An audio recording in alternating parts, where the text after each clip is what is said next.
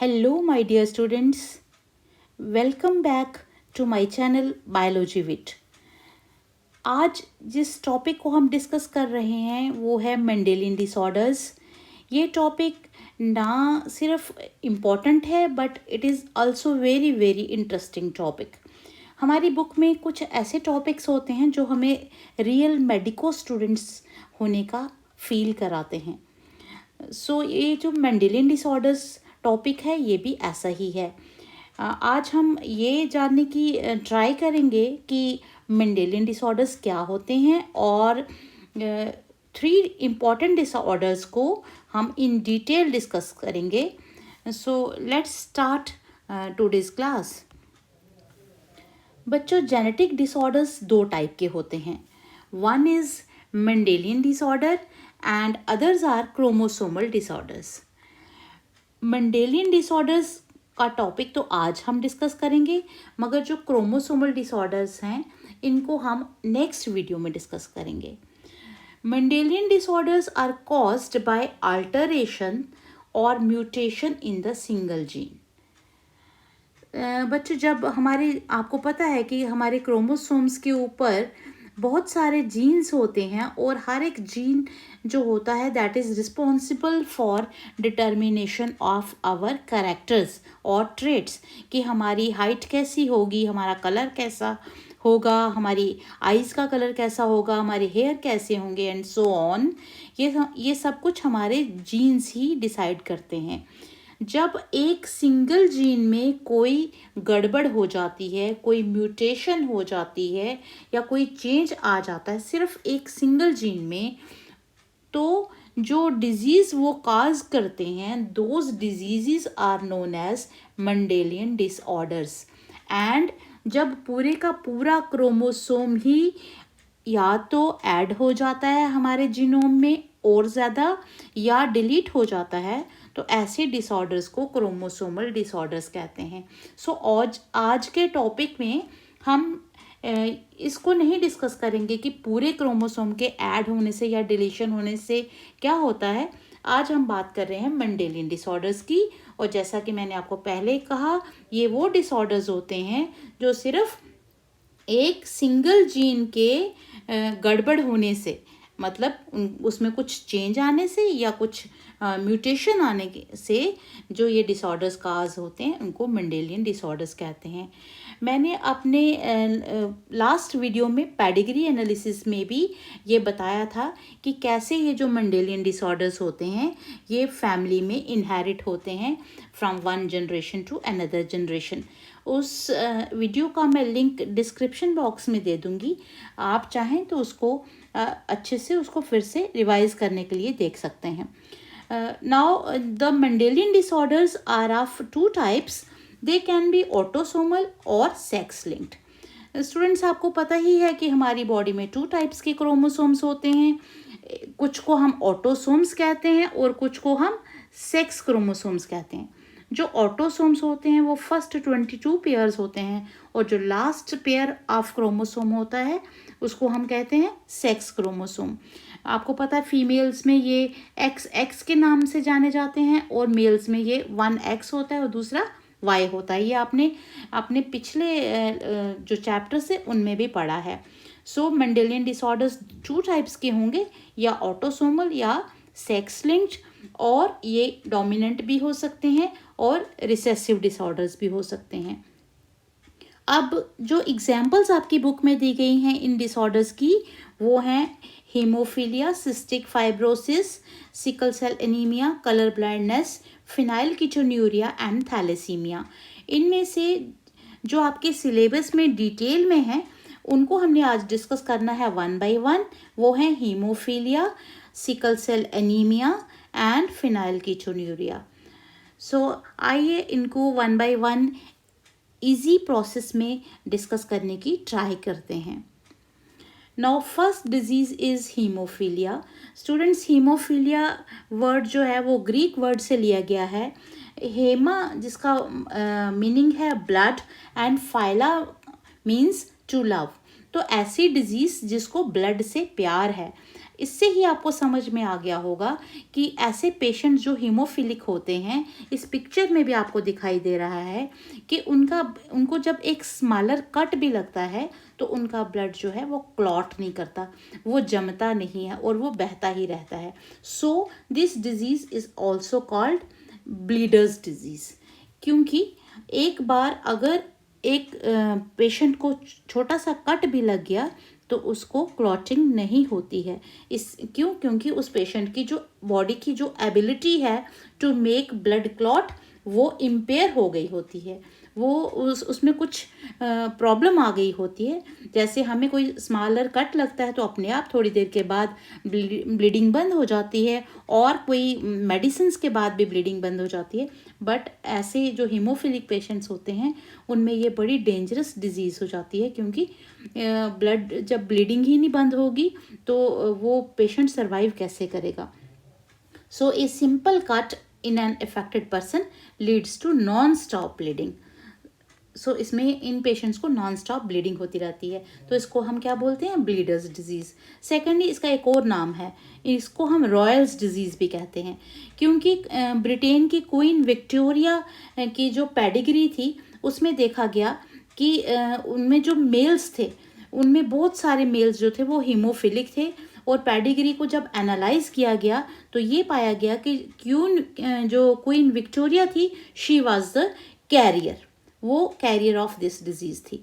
उसके जो एक्स दोनों क्रोमोसोम्स थे, उसके एक एक्स क्रोमोसोम के ऊपर इस हीमोफिलिक जीन की एक कॉपी थी, एक वन एलील वाज प्रेजेंट।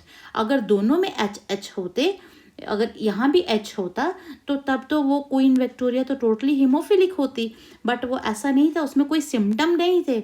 सो वो she was simply a carrier, और उसके one X was normal and other X was carrying a gene which was haemophilic. और इसने ये वाले एक्स जो था जब जब अपने आगे अपने सन्स को या ग्रैंड सन्स को जब ये जीन ट्रांसफ़र होता गया तो those males were totally haemophilic. No, आपको पता चल गया कि जो हीमोफीलिया है वो एक सेक्स लिंक्ड डिजीज़ है। और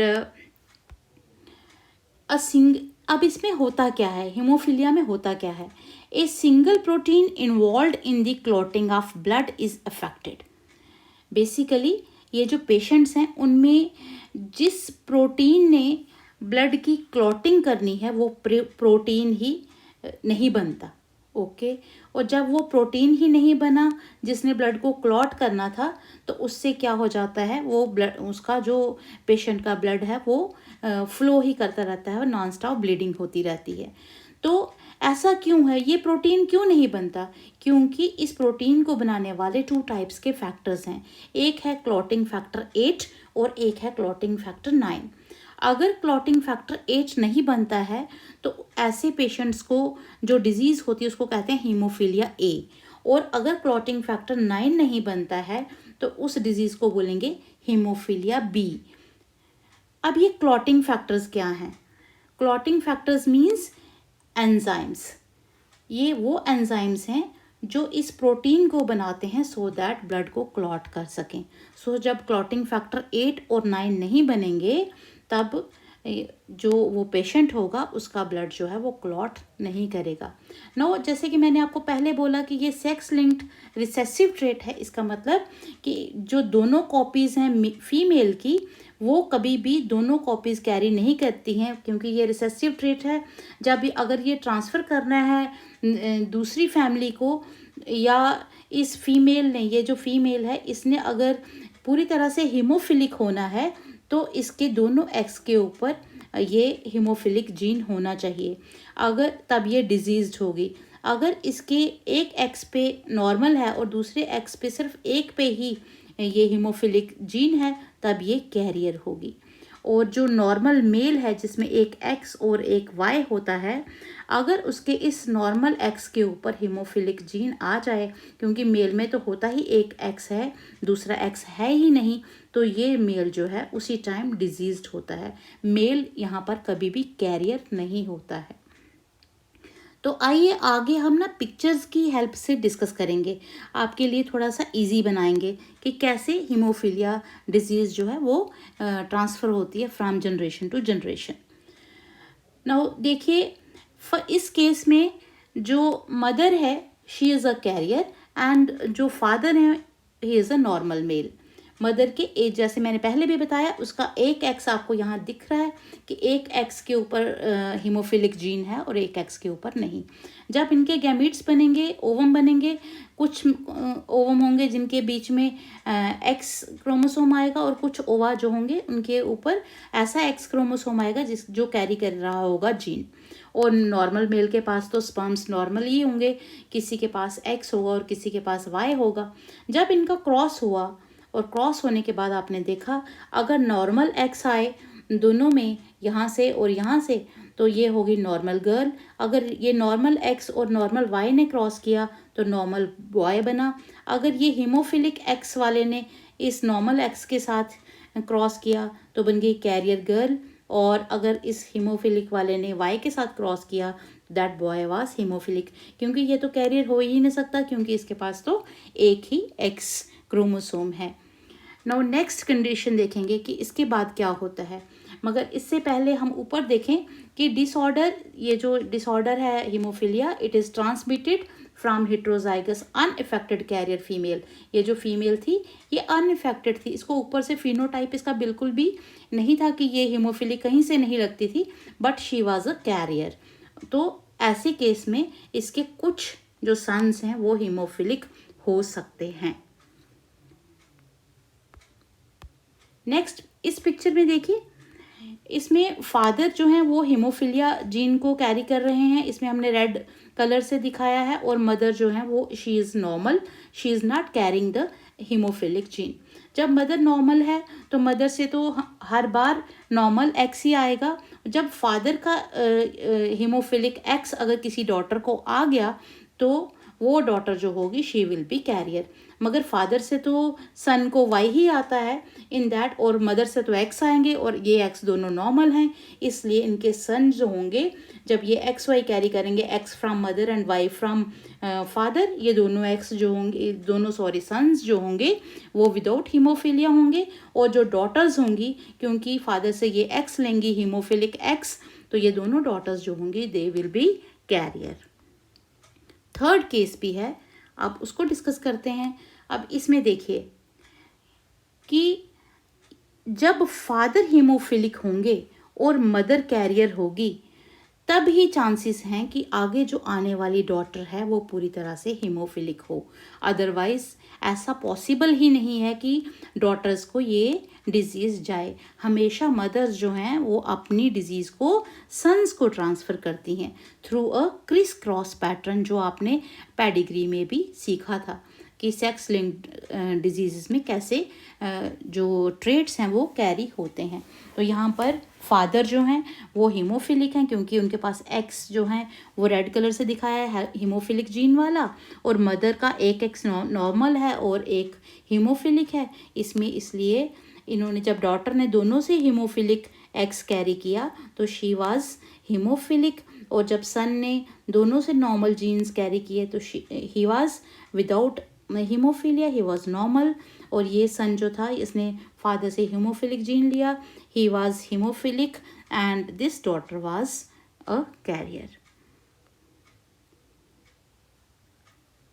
सो नेक्स्ट जो इम्पॉर्टेंट मेंडेलियन डिसऑर्डर है वो है सिकल सेल एनीमिया। स्टूडेंट्स, जैसे कि हीमोफीलिया को भी हमने इजी करके थोड़ा सा डिस्कस किया, अब इसको भी हम ट्राई करेंगे कि और मज़ेदार बनाएं। अब ये जो जैसे हीमोफीलिया सेक्स लिंक्ड डिजीज़ थी, ये एक्स क्रोमोसोम इसको कैरी कर रहा था, बट सिकल सेल एनीमिया जो है वो ऑटोसोमल रिसेसिव ट्रेट है। वो अब इसका मतलब हुआ ये जो इसके जो जीन है वो हमारे ऑटोसोम्स के ऊपर होगा, और सिकल सेल एनीमिया जो है हमारे ऑटोसोम, कौन से ऑटोसोम नंबर पे होता है, 11th ऑटोसोम जो है उसके ऊपर एक ऐसा जीन होता है जिसने नॉर्मल हीमोग्लोबिन बनाना था, मगर उस जीन में कुछ गड़बड़ हो जाती है। उस जीन का नाम है बीटा जीन। क्या नाम है उसका, बीटा जीन। और कहाँ होता है वो, 11th नंबर वाले क्रोमोसोम के पेयर पे होता है। इस बीटा जीन में कुछ गड़बड़ आ जाती है और इसके कारण जो पेशेंट है वो सिकल सेल एनीमिक हो जाता है। अब ये जो जनरेशन है ये जो डिजीज़ है ये भी नेक्स्ट जनरेशन में पास ऑन होगी, बट ये कब होगी?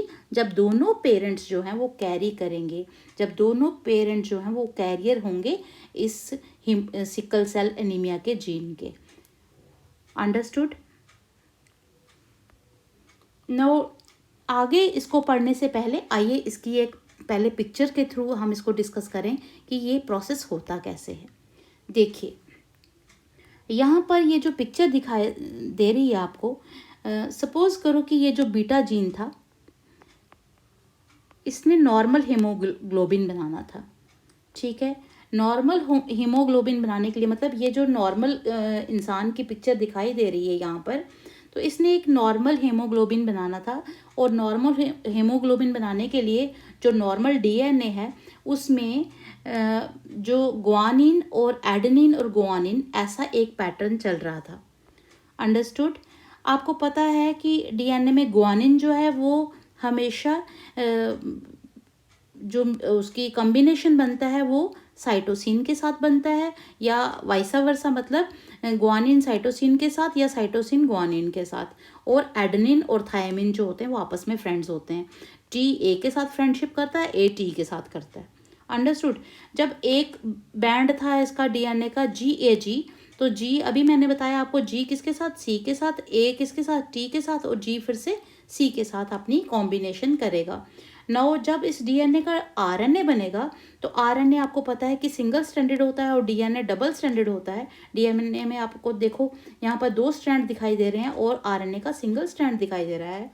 तो जब डीएनए जो कि सिंगल स्ट्रैंडेड है उसने अपना एक स्ट्रैंड डीएनए के स्ट्रैंड की कॉपी ले ली और ये बन गया आरएनए। और आरएनए का भी क्या सीक्वेंस था इसमें न्यूक्लियोटाइड का? जी, सिमिलर टू डीएनए। अब नॉर्मली यही सीक्वेंस अगर रहे तो एक जो अमीनो एसिड जिसने हीमोग्लोबिन बनाना है उसमें 6th पोजीशन पे आना चाहिए ग्लूटामिक एसिड। कब? जबकि नॉर्मल प्रोटीन बन रहा है, जबकि नॉर्मल हीमोग्लोबिन बन रहा है। तो अगर सपोज करो यहाँ पर अमीनो एसिड्स जुड़ के एक प्रोटीन बना रहे हैं, जो ये 1 2 3 4 5 एंड 6, इस 6th पोजीशन पे आना चाहिए glutamic acid normally. But sickle cell वाले पेशेंट में क्या होता है कि यहाँ पर थोड़ी सी एक न्यूक्लियोटाइड में गड़बड़ हो गई। उसके अब यहाँ देखिए एक जीन में, बीटा जीन में म्यूटेशन आने के कारण ये जो यहाँ पर एडेनिन आ रहा था उसकी जगह पे यहाँ पर क्या आ गया? थायमिन। नेचुरली अब थायमिन ने किसके साथ पेयर करना है? एडेनिन के साथ। ये तो हो गया डीएनए। अब आपको पता है कि डीएनए की कॉपी लेके कौन बनेगा? आरएनए। Very good. अब आरएनए जी की जगह तो आरएनए में जी ही आया, यहाँ पर इस जी की जगह भी जी ही आया, मगर आपको पता है आरएनए में thymine is replaced by uracil. T नहीं आता आरएनए में, कौन आता है? यूरेसिल आता है। सो जहाँ पर जी बनना चाहिए था अब क्या बन गया? यहाँ पर जी बन गया। सो ऐसा इतना सा सिंगल न्यूक्लियोटाइड के इधर गड़बड़ होने से क्या हो गया? जहाँ पर ग्लूटामिक एसिड आना चाहिए था 6th बीटा पोजीशन पर, वहाँ पर क्या आ गया? कौन सा अमीनो एसिड आ गया? वैलिन। ग्लूटामिक एसिड की जगह कौन सा आ गया? वैलिन। और उससे क्या हो गया? जो नॉर्मल प्रोटीन बनना था, जो नॉर्मल हीमोग्लोबिन बनना था, उसकी जगह कौन सा हीमोग्लोबिन बन गया? म्यूटेंट हीमोग्लोबिन बन गया। नाउ इसको फिर से देखते हैं। सो यहाँ पर आप देखिए जो मैंने लिखा है कि इस डिफेक्ट, जो मैंने अभी आपको बताया कि defect is caused by substitution of glutamic acid. Glutamic acid की जगह कौन आ गया? वैलिन आ गया। कौन सी पोजीशन पे? 6th पोजीशन पे। कहाँ पर? Beta globin chain of haemoglobin molecule. अब आपको मेरे ख्याल में समझ आई होगी। अब ये ऐसा क्यों हुआ? क्योंकि सिर्फ क्या हुआ था? एक सिंगल बेस की सब्स्टिट्यूशन हुई थी। कहाँ पर? आरएनए में। जहाँ पर आना चाहिए था जी, आ गया क्या? जी, जिसको मैंने आपको इस पिक्चर की हेल्प से अच्छे से समझाने की कोशिश की। नाउ अब ये अगर नॉर्मल प्रोटीन की जगह म्यूटेंट प्रोटीन बन गया, मगर कहने का मतलब अगर नॉर्मल हीमोग्लोबिन बनना था वो नहीं बना, म्यूटेंट हीमोग्लोबिन बना, तो क्या हुआ? अगर सिकल सेल एनीमिया हो गया तो क्या होगा? ये जो म्यूटेंट हीमोग्लोबिन मॉलिक्यूल है, ये it undergoes polymerization under low oxygen tension. ये पॉलीमराइज करता है, ये अपने स्ट्रक्चर को बदल देता है। इसके कारण क्या होता है, जो आरबीसीज हैं जिनकी नॉर्मल शेप जो थी वो बाइकनकेव थी, वो बन जाते हैं sickle cell type. Sickle shaped means वो रॉड शेप्ड के बन जाते हैं, लंबे लंबे से हो जाते हैं और स्टिफ हो जाते हैं। और उनमें और क्या प्रॉब्लम आ जाती है, अगर शेप भी चेंज हो गई तो क्या हुआ? इनकी शेप चेंज होने से इनकी ऑक्सीजन कैरी करने की कैपेसिटी बहुत कम हो जाती है। और दूसरा ये कि दे डाई अर्ली, जब ये जल्दी जल्दी ख़त्म होना शुरू हो जाएंगे तो ऐसे पर्सन को एनीमिया हो जाता है। एनीमिया मीन्स ब्लडलेसनेस, और ऑक्सीजन की भी बड़ी ज़्यादा ब्लड में कमी हो जाती है। अब रॉड शेप्ड होने के कारण ये जो हैं ये क्या करते हैं, फ्लो ऑफ ब्लड को अब्स्ट्रक्ट कर देते हैं, मतलब ये उसको ब्लॉक कर देते हैं। किसको? आर्टरीज को और वेन्स में बहते हुए ब्लड को। यहाँ पिक्चर में भी देख रहे हो कि ये जो लंबे लंबे सेल्स हैं ये यहाँ पर आके अटक जाते हैं, सो दैट जो ब्लड है वो अच्छे से फ्लो नहीं कर पाता और पेशेंट को बहुत ज़्यादा प्रॉब्लम्स होने लगती हैं। तो ये था सिकल सेल एनीमिया।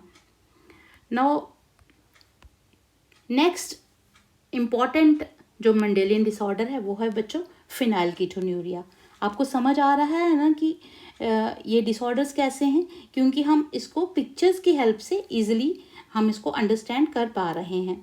नाउ ये डिसऑर्डर भी ऑटोसोमल रिसेसिव ट्रेट है, but it is a basically inborn error of metabolism. जो नॉर्मल हमारा मेटाबॉलिज्म होता है, जो नॉर्मल हमारी sum total of all the reactions taking place in our body is known as metabolism. जितनी भी रिएक्शंस हो रही हैं, जितनी भी डाइजेशन की नए एंजाइम्स बन रहे हैं या कुछ प्रोडक्ट्स जो है ब्रेकअप हो रहे हैं, जो भी हमारी बॉडी में हो रहा है, जब इस मेटाबॉलिज्म को नॉर्मली नहीं हो पाए तो इसमें कुछ एरर आ जाए तो इसके कारण फिनाइलकीटोन्यूरिया होता है। और ये ऑटोसोमल रिसेसिव ट्रेट है। ऑटोसोमल रिसेसिव ट्रेट वैसा ही है कि ये ऑटोसोम्स पे इसका जीन कैरी होता है। अब इसमें भी देखें हम कि ये कैसे कैरी करते हैं, फिर हम इसको आगे पढ़ेंगे। अब इसकी एक मैंने बड़ी इंटरेस्टिंग स्टोरी बनाई है, आइए हम दोनों मिल के देखें कि क्या हो रहा है। स्टूडेंट्स, सपोज करो कि आपके स्कूल में एक प्रिंसिपल हैं और वो है फिनाइलकीटोन्यूरिया का जीन, ठीक है, उस जीन का नाम है PKA।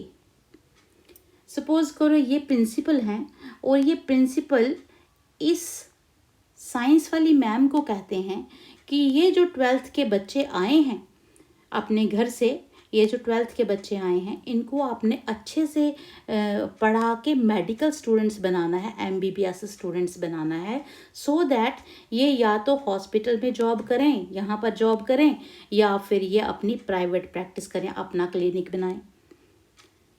समझ गए? तो ये प्रिंसिपल जब होंगे स्कूल में तो ये इस टीचर को कहेंगे।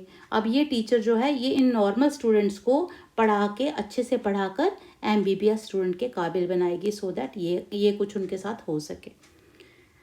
मज़ेदार स्टोरी है ना? अब अगर ये जो प्रिंसिपल हैं, ये जो PKA जीन है, अगर इसमें ही कुछ गड़बड़ है तो ये जीन जो है ये इनको कुछ इन्फॉर्मेशन नहीं देगा अबाउट पढ़ाने के लिए। जब इनको कोई इन्फॉर्मेशन ही नहीं आई कि किसको पढ़ाना है, तो ये जो नॉर्मल बच्चे घर से आए थे ये नॉर्मल ही रहेंगे और वहीं पे स्कूल में इकट्ठा होते रहेंगे। ये ना मेडिकल स्टूडेंट बन पाएंगे, ना इनकी हॉस्पिटल में जॉब लग पाएगी, और ना ये कुछ और प्राइवेट प्रैक्टिस कर पाएंगे। तो अगर नॉर्मली ये सब कुछ हो जाता तो it is a normal metabolic pathway, अगर नहीं हो जाता तो ऐसे पेशेंट्स बन जाएंगे फिनाइलकीटोन्यूरिया के। मेरे ख्याल में ये मज़ेदार स्टोरी आपको समझ में आई। अब देखें, अब अगर ये एंजाइम, अगर ये हमारी बॉडी में PKA जीन ही नहीं है, इस PKA जीन का काम है एक एंजाइम जिसका नाम है फिनाइल एलेनाइन हाइड्रोक्सिलेज। इस एंजाइम को कहना कि आपने इस फिनाइल एलेनाइन नाम के प्रोटीन को आपने अच्छे से मेटाबोलाइज करके इसको चेंज करना है टायरोसिन में। अब जब इसमें इस जीन में गड़बड़ है तो ये जीन इस एंजाइम को बनने ही नहीं देता, फिनाइल एलेनाइन हाइड्रोक्सीलेज को बनने ही नहीं देता। जब ये एंजाइम बनेगा ही नहीं तो ये जो फिनाइल एलेनिन है ये टायरोसिन में नहीं चेंज होता, और अगर ये टायरोसिन में चेंज होता तो इसके 2 आगे डेरिवेटिव्स बनते हैं, थायरॉक्सिन जो काम आता है हमारे नॉर्मल ग्रोथ में, और मेलानिन जो हमारी स्किन के पिगमेंट्स को ऐड करता है। इसकी प्रेजेंस और एब्सेंस से ही हमारी स्किन का कलर डार्क या फेयर होता है।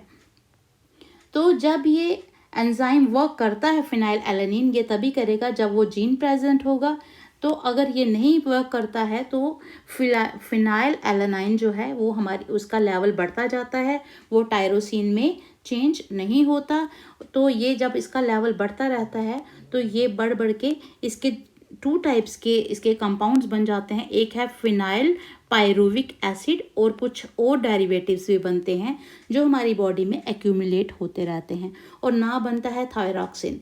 अब जब थायरॉक्सिन नहीं बनता तो हमारी नेचुरली हमारी जो नॉर्मल ग्रोथ है वो रुक जाती है, और जब मेलानिन भी नहीं बनता तो आपने मोस्टली देखा होगा कि कई ऐसे लोग होते हैं जिनकी स्किन बहुत ऐसे फेयर होती है और गोल्डन हेयर होते हैं, उनकी आइज़ भी देखो तो वो भी अच्छे से कलर्ड नहीं होती हैं, तो दैट इज़ ड्यू टू फिनाइलकीटोन्यूरिया। और जब ये जो डेरिवेटिव्स थे फिनाइल पायरुविक एसिड और दूसरे, जब इसकी एक्यूमुलेशन बॉडी में होती रहती है क्योंकि ये टायरोसिन में बदले ही नहीं थे, तो जब ये इकट्ठा होते रहते हैं तो ये हमारे नर्व्स को इफ़ेक्ट करते हैं जिससे मेंटल रिटार्डेशन हो सकती है। तो आइए अब यहाँ से पढ़ते हैं कि the affected individual lacks an enzyme phenyl alanine hydroxylase. उसमें ये एंजाइम नहीं बनता जिसने अमीनो एसिड फिनाइल एलेनाइन को चेंज करना था, किसमें, टायरोसिन में। तो इससे क्या हुआ, फिनाइल एलेनाइन जो है वो इकट्ठा होता रहता है और बन जाता है फिनाइल पायरुविक एसिड और अदर डेरिवेटिव्स, और ये जो हैं इससे ब्रेन में एक्यूमुलेशन होने से मेंटल रिटार्डेशन होती है। और मोर ओवर ये जो डेरिवेटिव्स हैं ये अच्छे से हमारी बॉडी में एब्जॉर्ब नहीं हो पाते हैं, इसलिए ये यूरिन के साथ हमारी बॉडी से एक्सक्रीट आउट हो जाते हैं। इस पिक्चर में हम देखेंगे कि कैसे ये जो कुछ पेशेंट होते हैं फिनाइलकीटोन्यूरिया के, वो उनमें क्या क्या सिम्टम्स दिखते हैं। बच्चों, उनमें एक बहुत बड़ा सिम्टम है, वो है एक्जिमा, जिसमें उनकी जो बॉडी के ऊपर, फेस के ऊपर बड़े बड़े रैशेज हो जाते हैं, फ्लूइड फिल्ड दाने जैसे हो जाते हैं। Second is hypo pigmentation. Hypo means कम होना, पिगमेंटेशन मीन्स कलर, उनकी बॉडी में कलर ही नहीं आता है, सो उनके जो स्किन का कलर है बड़ा फेयर रहता है। उनको सीजर्स होने लगते हैं, सीजर्स मीन्स वो बेहोश होने लगते हैं, और उनको ऐसे जिसको कहते हैं बेहोशी के दौरे पड़ते हैं। लिम्ब स्पेस्टिसिटी हो जाती है, उनके लिम्ब टेढ़े मेढ़े हो जाते हैं, सीवियर मेंटल रिटार्डेशन हो जाती है, और बहुत ही बुरी बात भी उनके साथ हो जाती है, उनकी बॉडी से माउसी ऑर्डर आता है, ऐसे मतलब रैट्स लाइक उनकी बॉडी से स्मेल आती है। सो स्टूडेंट्स, मुझे लगता है कि ये आपके लिए एब्जॉर्ब करना, आपके लिए लर्न करना बड़ा इजी हो गया होगा। अगर आपको ये वीडियो इजी लगा, please subscribe to my channel, और अपने अगले वीडियो में मिलेंगे। Till then, thank you very much.